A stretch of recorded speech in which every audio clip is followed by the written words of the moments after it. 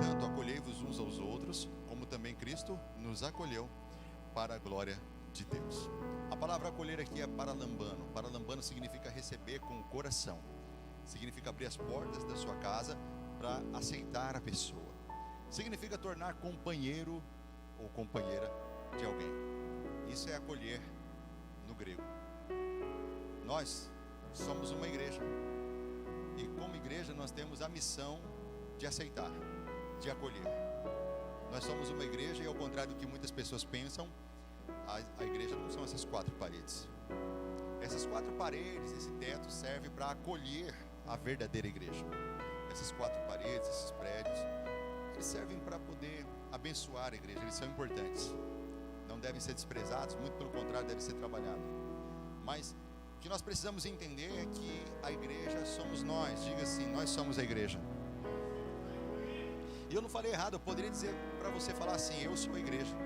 Mas só que na Bíblia, nós não temos base bíblica para dizer que você sozinho é a igreja.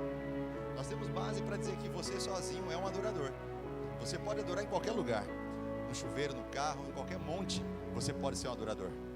E ser um adorador individual, você pode, mas nunca você vai ter uma referência bíblica dizendo que sozinho você é a igreja. Igreja se trata de 2 ou 3 reunidos. Igreja é a palavra eclésia, que significa ajuntamento, reunião de pessoas. É quando estiverem 2 ou 3 reunidos. E se tornar igreja é um desafio, porque uma coisa é frequentar, outra coisa é se tornar.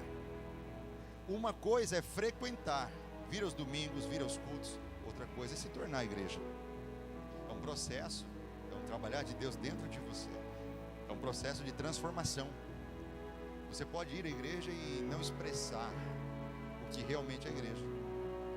Ser igreja é muito mais do que a forma como você se veste, a placa que você gosta de igreja. Ser igreja é a essência de uma pessoa. Frequentar é importante.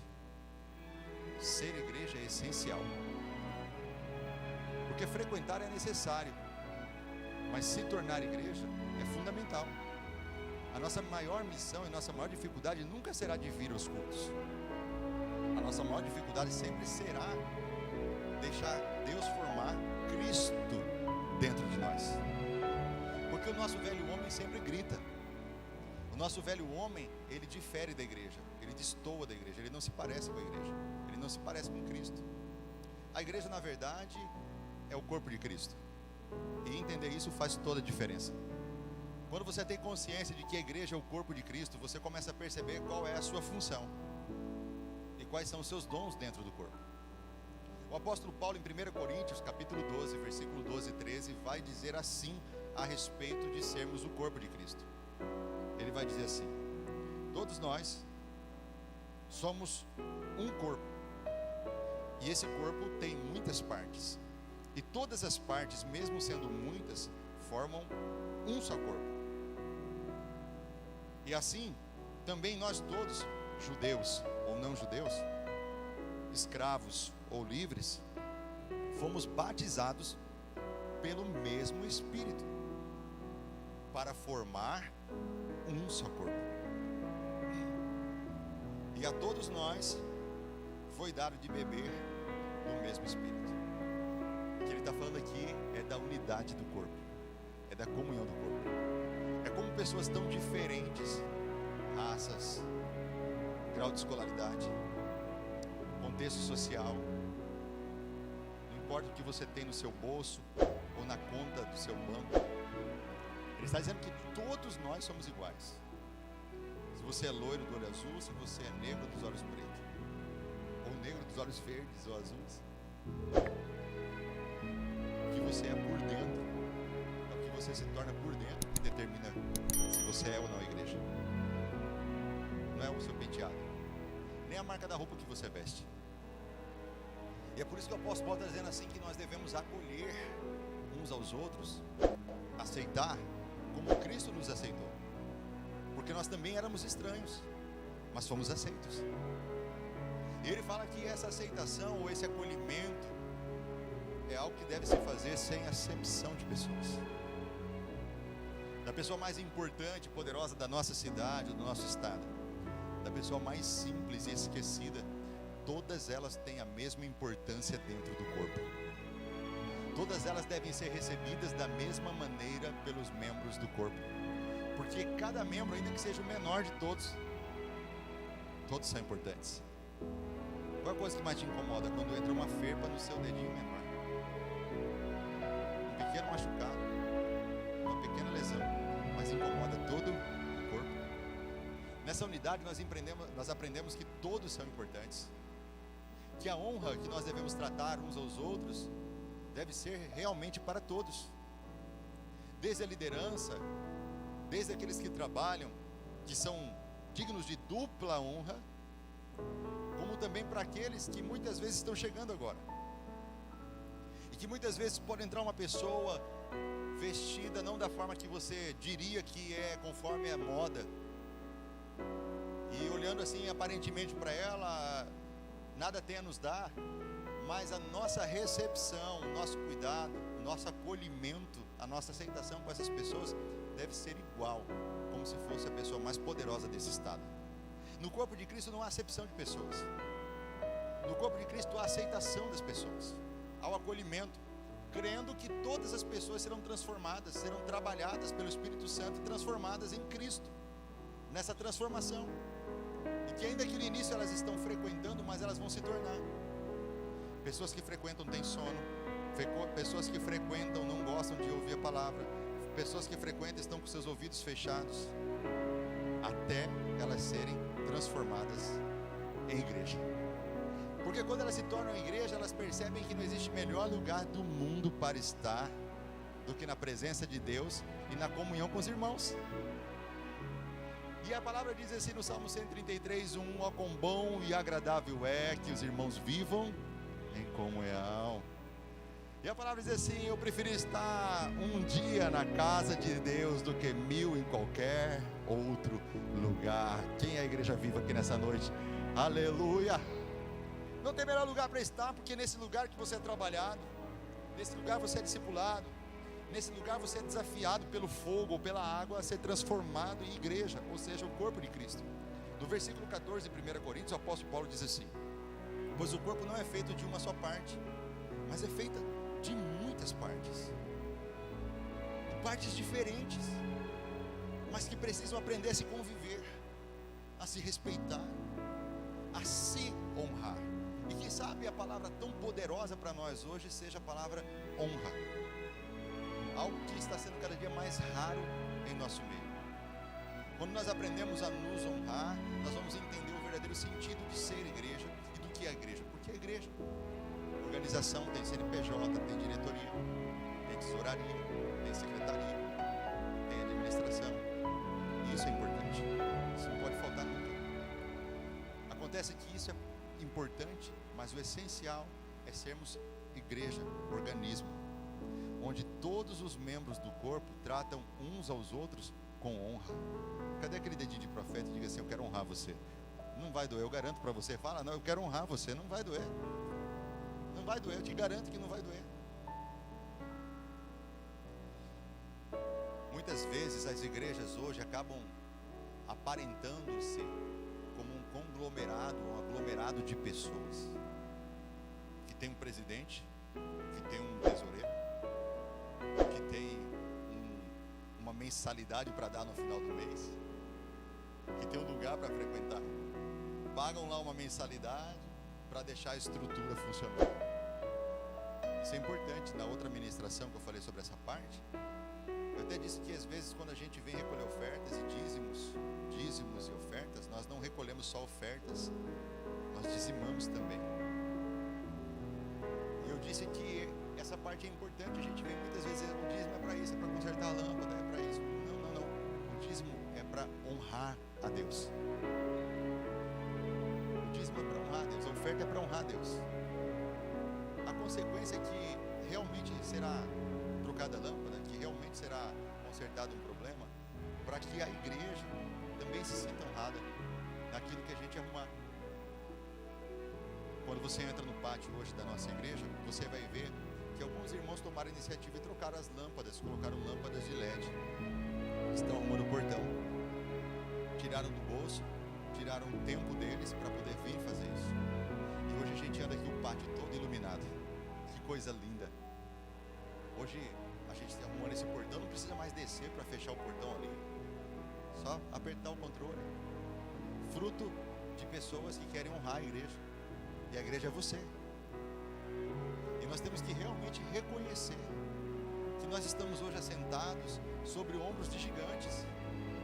Que nós estamos sentados nesse lugar aqui acomodado, mas no passado pessoas pegaram frio, chuva para levantar isso aqui. Perderam noites, investiram dinheiro, o tempo de lazer com a sua família para honrar a Deus e para oferecer o melhor para os irmãos. Que nós estamos assentados sobre frutos, sobre obras de homens e mulheres de Deus.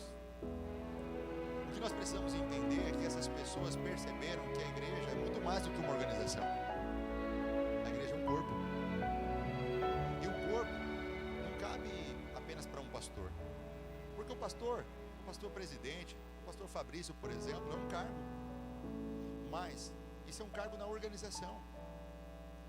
Mas na igreja organismo, nessa igreja verdadeira que somos nós, eu sou apenas mais um dentre muitos irmãos que também são pastores. Sabe por quê? Porque vocês acolhem pessoas, vocês discipulam pessoas, vocês ajudam pessoas assim como eu. Então você percebe que na igreja invisível a função é de todos nós. Que todos nós somos um pouquinho de pastor, um pouquinho de profeta, um pouquinho de apóstolo, de evangelista, um pouquinho de mestre. Que todos nós somos um pouquinho de diácono, que todos nós somos um pouquinho de presbítero, que nós vivemos a igreja em essência, não apenas em aparência, não apenas em estrutura, não apenas em organização, mas a igreja é o que nós somos por essência, é o sangue que corre nas nossas veias, é o sangue de Cristo. A identidade que está sendo formada em nós é a imagem do Filho do Deus vivo. E porque nós somos um corpo, o corpo tem movimento, o corpo tem conexões, o corpo tem juntas, tem ligaduras, e essas conexões são pessoas. Nós vamos conectando mais pessoas a esse corpo, nós vamos ganhando pessoas, trazendo essas pessoas para o corpo de Cristo, fazendo essa conexão e transformando esse corpo, que antes muitas vezes parecia mais um vale de ossos secos, em um exército numeroso e poderoso nas mãos do Senhor. Tem alguém que está entendendo isso aqui nessa noite? Tem alguém que está entendendo isso aqui nessa noite? É quando nós dizemos aos vales de ossos secos: ei, levanta, você não nasceu para ser ossos secos, você nasceu para ser um exército. Você nasceu para ser um exército, e essa igreja nasceu para ser um exército. Esta igreja nasceu para ser um exército. E só será quando nós entendermos o poder de sermos corpo. Porque o corpo é fortalecido por ligaduras, por músculos. O corpo é fortalecido por vida. O sangue que corre nas veias é o sangue de Jesus. A vida que foi soprada dentro é o Espírito Santo. E o Espírito Santo se move no corpo a tal forma que o corpo não é morto, o corpo se move, o corpo é vivo, o corpo é poderoso, o corpo é cheio, não de vinho, mas cheio do Espírito Santo de Deus. E a igreja começa a entender que melhor do que sair com os amigos é viver a sua vida de uma forma que você vai se entregar, vai queimar, vai arder para servir o próximo, para servir especialmente os irmãos, para servir especialmente o povo de Deus, e também aqueles que serão enxertados, aqueles que serão trazidos, agregados, aceitos no corpo.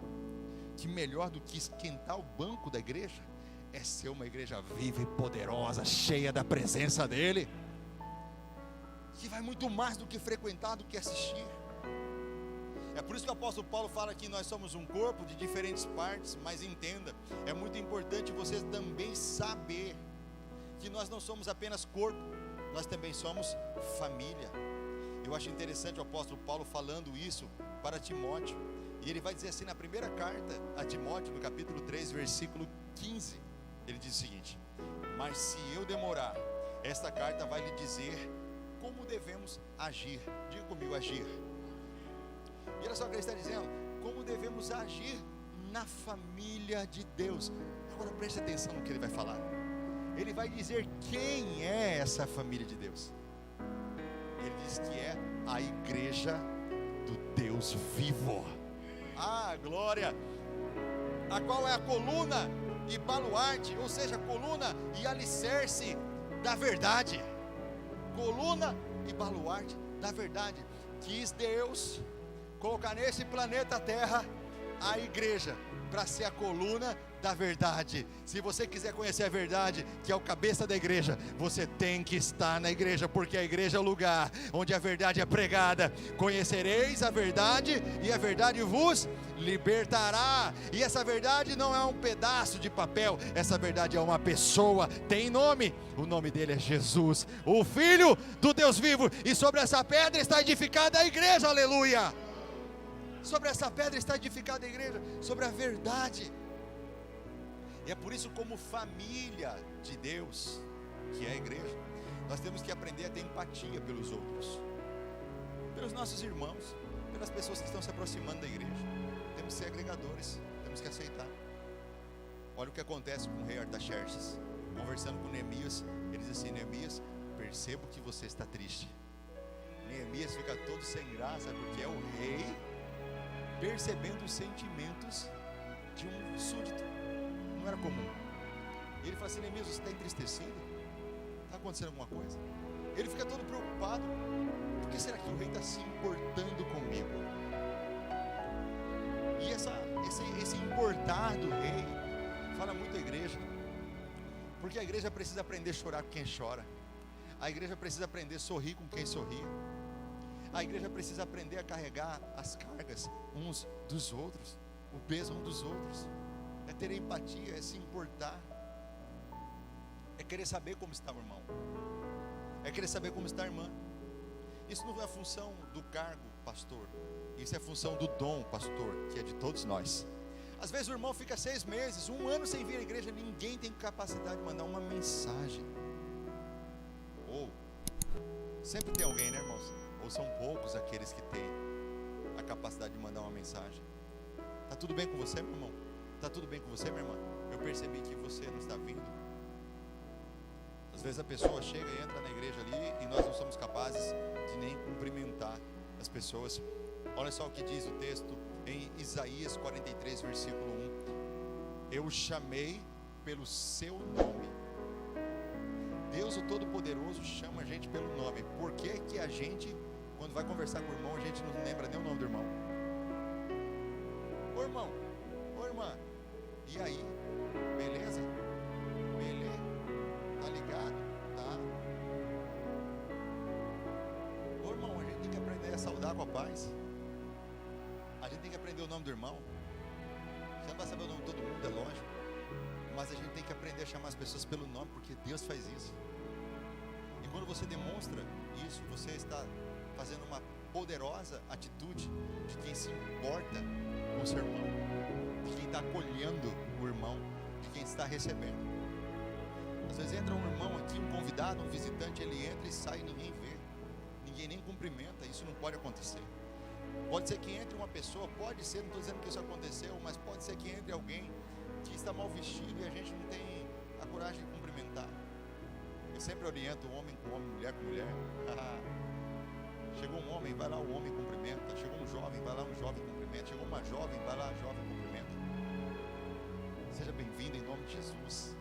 Faça parte dessa família, faça parte dessa casa. Tratar todas as pessoas com cordialidade é a missão da igreja. Porque quando a gente faz isso, nós estamos demonstrando que nós estamos nos tornando igreja de verdade, não apenas frequentando. Frequentar é importante, se tornar é essencial, é fundamental. E quando a gente chama as pessoas pelo nome, nós estamos agindo com cordialidade e com respeito, com empatia em relação à situação dessas pessoas. Em Atos, capítulo 30, versículo 36 e 37, diz assim, ó: então todos choraram muito e abraçaram e beijaram a Paulo. Isso é uma novidade naquela época. Naquela época a demonstração de afeto era raro. Sabe onde você encontrava isso? Na igreja. Eles abraçaram e beijaram a Paulo. Nós estamos em tempos de pandemia que o contato físico está sendo evitado, mas sempre tem um toquinho ali, uma paz do Senhor ali. Deus abençoe a sua vida. Você é importante nessa casa, você é importante nessa família. Sempre tem alguma forma de demonstrar afeto. ainda que estejamos limitados por esse momento. Então a igreja que é a família de Deus vivo, é a igreja que não está preocupada simplesmente em cumprir horários, em cumprir tabela. Ela está mesmo preocupada em fazer para o reino o que Jesus fez. Sabe o que Jesus fez? Ele fez o melhor. Ele fez com excelência. Quem está interessado em se tornar igreja e não apenas frequentar, já não faz mais as coisas por má vontade, fará por honra. Porque além de querer honrar a Deus, vai querer honrar os irmãos.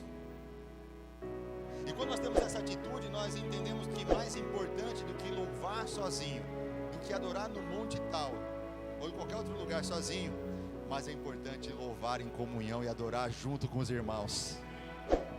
Quando numa só voz nós entoamos cânticos espirituais ao nosso Deus, como igreja, como parte desse corpo, que somos pessoas imperfeitas, mas que estamos buscando a perfeição, e mais do que isso, estamos buscando aquele que é perfeito, aquele que não tem defeito nenhum, aquele que não pode falhar, o Pai, o Filho e o Espírito Santo.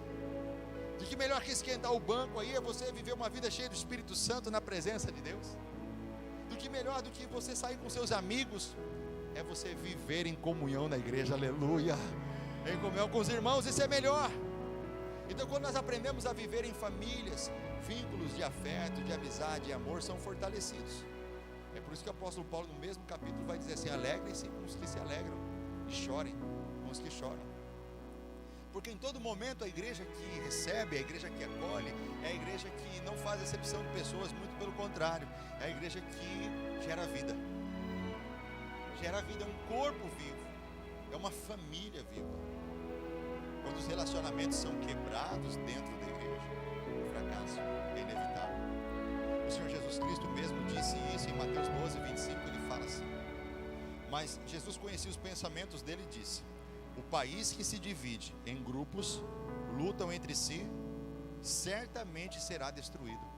E olha só a sequência: e a cidade ou a família que se divide em grupos que lutam entre si, também será destruída. Quem disse isso? O Senhor Jesus Cristo. E a divisão é que afasta um membro do corpo, afasta um membro de outro membro. Esses entranhados afetos de amor e misericórdia é algo que deve nascer de dentro para fora, e nós não devemos fazê-lo porque o pastor Fabrício está falando. Nós devemos fazê-lo porque nós temos um chamado, e esse chamado é para ser igreja nessa terra, coluna e baluarte da verdade. E quando nós temos um chamado diante de nós, o eu tem que desaparecer. Não cabe o eu. Mesmo Jesus, quando estava prestes a ir para a cruz, ele disse: Pai, afasta de mim esse cálice, é o que eu estou pedindo, mas todavia, porém, entretanto, seja feita a tua. Um dos maiores medos que nós temos é de pedir para Deus fazer a vontade dele na nossa vida, porque nós não sabemos o que virá, tememos que seja algo de ruim, e sabemos que pode ser algo bom, mas ainda que seja algo que para mim seja ruim, eu tenho que aprender a dizer: seja feita a tua vontade, porque em tudo Deus está transformando você, em tudo Deus está trabalhando na sua identidade, em tudo Deus está trabalhando no seu caráter, na sua personalidade. Até as coisas que parecem ruins contribuem para o bem daqueles que amam a Deus e que são chamados segundo o seu propósito. E qual o propósito de Deus? Ter uma família de muitos filhos semelhantes a Jesus. Você encontra tudo isso em Romanos 8. E quando nós estamos sendo transformados de glória em glória, nós começamos agora a entender o valor da honra. Então dizimar para mim já não é questão de lei.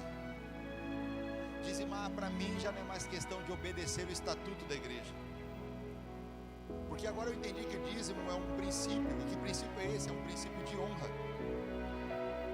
E todo princípio é opcional, você pode escolher vivê-lo ou não. O que você não pode escolher são as consequências de quebrá-lo ou não. Há sempre promessas por detrás de um princípio, e na quebra há sempre maldições. Deus deixa o ser humano livre para escolher o que ele quer viver. Escolhei o bem ou o mal. Eis aqui o Monte Gerizim e o Monte Ebal. Fique à vontade, a bênção ou a maldição. O que vocês vão escolher? Se vocês escolherem a bênção, aí lá vem as bênçãos. Se você escolher as maldições, bendito será ao entrar na bênção, bendito será ao sair, bendito será na cidade, bendito será no campo, bendito será seu animal no campo, bendito será o fruto do seu ventre, bendito será onde você colocar a mão, onde você pisar a planta dos seus pés. Mas se desobedecer, é opcional, fica à vontade. Maldito será ao entrar, ao sair, na cidade, no campo, fruto do seu ventre, o copão, a mão, o pé, onde você entrar, não interessa, vai ser maldito, vai ser amaldiçoado, vai receber consequências ruins. Então, quando a gente entende que honra é algo que deve partir do nosso coração em relação a Deus, na mensagem anterior eu citei uma passagem muito importante para explicitar exatamente isso, que diz assim em Mateus capítulo 28, diz assim: mas o que vos parece? Jesus Cristo falando. Um homem tinha 2 filhos, e dirigindo-se ao primeiro filho disse assim: filho, vai trabalhar para mim na vinha? O primeiro filho disse assim para ele: não quero. Mas depois, arrependendo-se, foi. E dirigindo-se ao segundo filho, falou-lhe de igual modo, e esse respondeu assim: eu vou, mas não foi. Então Jesus pergunta: qual desses 2 fez a vontade do Pai? Então disseram-lhe: o primeiro. Disse-lhe Jesus: em verdade vos digo que os publicanos e as meretrizes entrarão adiante de vós no reino de Deus. Porque no começo até eles disseram não, mas no final acabaram servindo. E vocês disseram sim desde o princípio, mas acabaram desobedecendo. Aí ele fala assim: porque João veio a vós no caminho da justiça, e não crestes, mas os publicanos e as meretrizes o creram. Vós, porém, vendo isto, nem depois se arrependeram para crer. O primeiro filho disse: não quero, mas depois foi. O segundo filho disse: eu vou, mas não foi. O primeiro honrou mais, porque acabou obedecendo no final. Mas imagine o ideal na mente de Cristo: é dizer eu vou e ir, e não dizer não vou e vou, ou dizer vou e não vou. O ideal é: vou dizer que vou, e vou agir conforme eu disse, porque isso é honra. Se o pai disse para o filho: vai lá e cuida da minha vinha, ele esperava uma resposta honrosa, e ele recebeu do segundo filho, mas uma atitude desonrosa. Aquelas pessoas que até prometem, até sabem qual é a verdade, sabem qual é a vontade do pai, porque a pergunta de Jesus é essa: quem é que fez a vontade? Não é quem obedeceu a lei, é quem fez a vontade.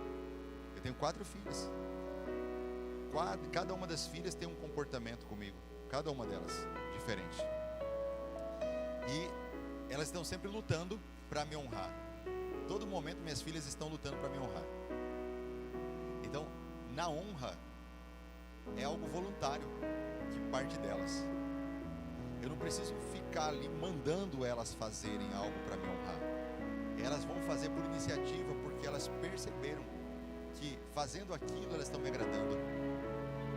Então, o que acontece é que, por exemplo, quando a gente trata de assuntos complicados dentro da igreja, as pessoas estão procurando se tornar legalistas. E quando elas não são legalistas, elas são liberais demais. Elas não encontram equilíbrio. Veja, eu sou dizimista há muitos anos, há mais de 20 anos. E eu não faço para me aparecer, eu não faço porque alguém está mandando, eu faço porque eu quero honrar o meu pai. Eu quero demonstrar honra a ele. Veja, quando eu oferto nessa igreja, quando eu oferto seja dinheiro, meu trabalho, minha família, eu estou honrando a igreja. Eu faço isso de bom grado. Eu faço isso porque eu quero demonstrar amor pela igreja de Cristo, pelo amor pela vida dos irmãos. E essa honra que Deus está esperando da gente, Deus espera a obediência. mas Deus também espera a honra. E uma igreja que aprende a viver em obediência e em honra é a igreja que Deus vai avivar nessa geração. Quem quer ser avivado? É a igreja que Deus vai derramar o poder dele nessa geração, onde o Espírito Santo vai ter liberdade para agir no nosso meio. É uma escolha nossa viver de forma desonrosa, desonrarmos uns aos outros, desonrarmos nossa liderança, desonrarmos nossos irmãos, desde o irmão mais simples ao irmão mais evidente. É uma escolha nossa. Mas saiba, tudo que a gente semeia, a gente colhe. Mas quando a gente aprende a honrar, quando a gente aprende a viver como um corpo e família, diga comigo, corpo e família. Diga corpo e família. Quando você começa a perceber que você faz parte dessa família, que você faz parte desse corpo, e que se você não funcionar bem, da forma correta, o corpo vai sofrer, e que você é um instrumento de Deus, sim, nessa igreja, nesse lugar, nessa geração, e que essa igreja, sim, é coluna e baluarte de Deus nesse estado, e que ela vai brilhar nesse estado em nome de Jesus. Então esse lugar de acolhimento, onde nós não fazemos acepção de pessoas, esse é o lugar onde nós estamos preparados para trabalhar a vida de cada irmão e ser trabalhado também por cada irmão. São diamantes, diamantes brutos, onde um lapida o outro, até alcançarmos o nível da perfeição. Mas nunca sem amor. Nunca sem amor. Diga comigo, nunca sem amor. Diga assim, nunca sem paz. Que o vínculo da perfeição é a paz. Então sempre em amor nós dizemos a verdade, e sempre com o vínculo da paz nós vamos alcançar o nível que Jesus espera de nós. Muitos milagres Jesus quer fazer nesse lugar, muitas curas, muitas restaurações, serão muitos os testemunhos de vidas transformadas, impactadas, que nós teremos aqui. Mas é crucial não frequentarmos apenas, é crucial nos tornarmos igreja, deixar Cristo nascer aqui, ó, até matar o velho homem. E por causa disso essa igreja acolhe você. É por causa disso que o reino acolhe você. É por isso que você é recebido aqui nessa noite, você é recebida através do Espírito Santo que nos batizou. Ele está nos enxertando nesse corpo para sermos instrumento desse corpo tão poderoso. E muitas vezes pode vir um espírito de acusação sobre a sua mente agora, dizendo quem é você, lembrando você de um pecado, ou lembrando você de um passado recente de vergonha e de dor. E isso vem do inimigo contra a sua vida, tentando bloquear você, para você não ser usado por Deus. E nós estamos repreendendo isso agora, em nome de Jesus. Porque todas as vezes que o inimigo lembra você do seu passado, saiba que Jesus já lançou os seus pecados no mar do esquecimento. Todas as vezes que ele lembra você do passado, lembra ele do futuro dele, meu irmão. Ele está perdido eternamente, e você vai estar na glória com Cristo. Vai estar na glória com Cristo. Oh, aleluia. Você vai estar na glória com Ele. É por isso que você é bem-vindo. É por isso que você é bem-vinda nesse lugar. É por isso que nós amamos a sua vida. E esse amor não significa que nós vamos passar a mão nos seus erros, na sua cabecinha. Nós vamos discipular você. Nós vamos trabalhar você. E você também vai trabalhar com a gente. Isso é ser igreja. Isso é fazer parte do corpo. O espírito de acusação, estamos repreendendo agora. Você é aceito. Você é aceita. Frequentar a igreja é importante. Se tornar igreja é essencial.